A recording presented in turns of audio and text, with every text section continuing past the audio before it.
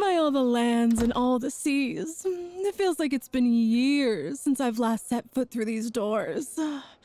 The best tavern in the world, and I've finally returned. It's damn good to be back. And it's even better to see my favorite tavern keeper again. How have you been, my dear?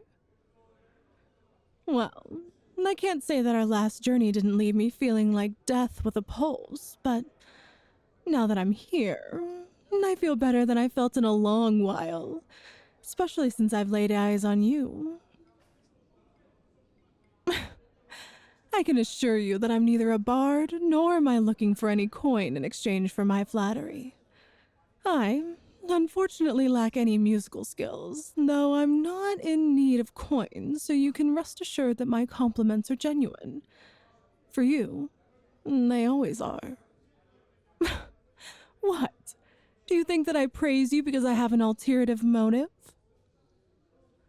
I mean, my silver tongue may be one of my most useful assets, but you've never been the type to be seduced so easily. I'd only be making a fool of myself and wasting time, both yours and mine, if I thought that I could win you over with words alone.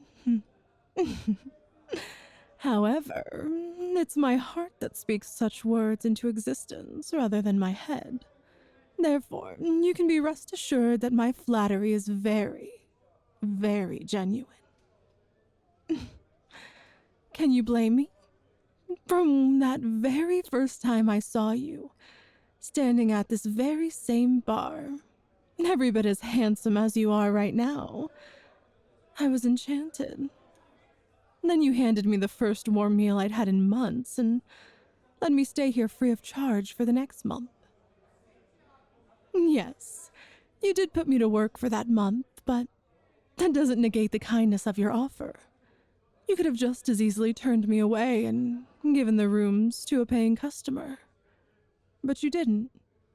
Instead, you gave me a place to stay and the opportunity to find my footing. Even with such an attractive face, I couldn't have predicted you'd have an even kinder heart. Especially given the wicked words that your tongue speaks. But truly, your gesture was kind beyond what I could ask for, especially given the trouble I caused you when I tried to work at your side. God knows that I only made your job harder.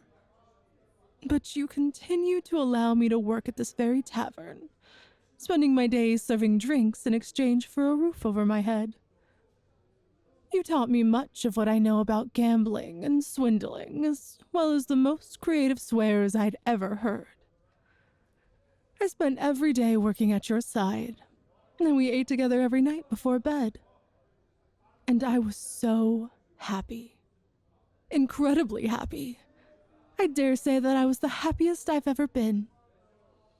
However, as you know, all good things must change, if not come to an end altogether. And even back then, I knew this. So when I was on the docks and offered a place on a ship about to set sail, it was an obvious sign that I needed to leave before I overstayed your generous welcome. So I rushed back here, thanked you for your kindness, and told you I would return in the future, before I set off to sea. It was when I was on that ship that I found out what I had been lacking when I came to you. A purpose. I came to you with a life I no longer wished to belong to.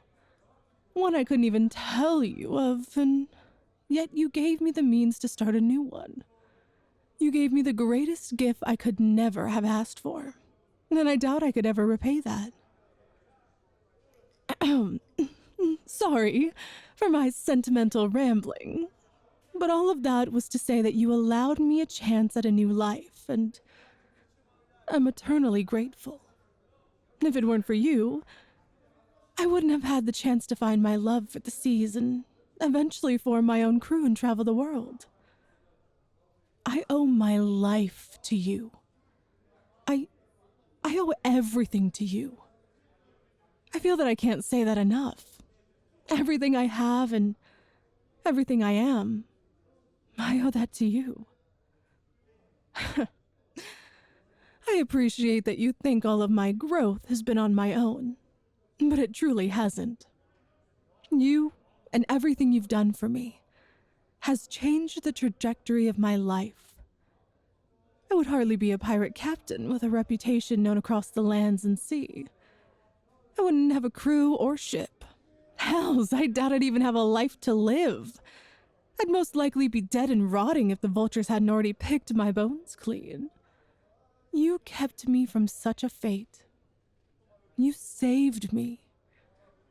And I owe you for that. No trying to deny it. I may have not had a formal contract stating that I must repay you, but I refuse to let such a debt go unpaid. Especially to such a dear, beloved friend. It's with that in mind that I have a proposition, I suppose, would be a good term for it. I have a proposition for you. Your skepticism wounds me. You don't trust me after all this time. But, joking aside, I promise it's nothing so evil or wrong. It's simply a proposition between close friends. Just an idea I wanted to present you for your consideration. Well, there's no way to know until I tell you, is there? So perhaps I should just tell you my proposition. And then if you think it's truly something loathsome, then I will gladly sit and listen to you tell me off. Oh, yes, gladly. I'd be happy to listen to you for as long as you please, even if you are scolding me. Maybe even more if I'm being truthful. I'll admit to missing the way you would tell me off for bleeding all over the counter. I always got the feeling that you used scolding as a way to show you care. And that pleasant thought made the sutures hurt much less. Ah, you meant to tell you more about my offer. I understand now. I can't deny where my thoughts went when you asked for me to tell you more. And I promise that I shall stick to the topic at hand now if you can quit laughing at me. Thank you. Now, I have no subtle flowery way to present this offer, so I'll just say it outright. My proposition is this. I want you to join me on my ship and become part of my crew. I assure you, I'm completely serious. I want you to join my crew and set sail with me. No, there are a vast many reasons, an uncountably high number of reasons, that I want you at my side, and I suspect that even I am not consciously aware of all of them. I suspect that if you were to join me, some of these reasons would become clearer in my mind as we spent more time together. And I might even be able to share in these with you. However, the main reason is as I just said. I wish to repay you for every kindness you've shown me. I know that this is your tavern and you've spent so long making it what it is. But this isn't meant to be your fate forever. You are growing restless, I can see it. This life, your life, needs to change. You need to start anew, just like the one you gave me. And you may call me selfish for this, but I wish to give you this start. I want to be the one to extend this offer to you. Even more selfish yet, it's because I want your new life to still include me. I want to live a life by your side. I wish to be there for you. Even more than I can be now. I miss you more each time I leave, and I seek to hit two birds with one stone. I wish to give you the change in destiny that you crave, as well as to have you as more of a steadfast presence in my life. It's as I've said, I am so very selfish, but I still want to see you happy. There's no denying that I would gain something from this proposition, and I won't try to hide such a fact. But I still wish to give you something that brings you joy as well. I wish to see you happy. I want to see that spark of life in your eyes. It's still there, but so dull now. I want to nurture it back to health, to see it grow back into that lightning storm like what it was when we first met. I want to see that wild joy in your eyes once again, both for your sake and for mine. And of course, you're free to turn me down. I would understand if you did. This is your home, and I will not tear it away from you, nor you away from it. If you wish to remain here, I will accept that answer with no question, despite the longing I see in your eyes whenever you look towards the sea. Sorry, I'm trying to remain impartial as I say this, but as you can see, I'm having a bit of difficulty. I digress. And as I said, I will accept whatever decision you make without question or judgment.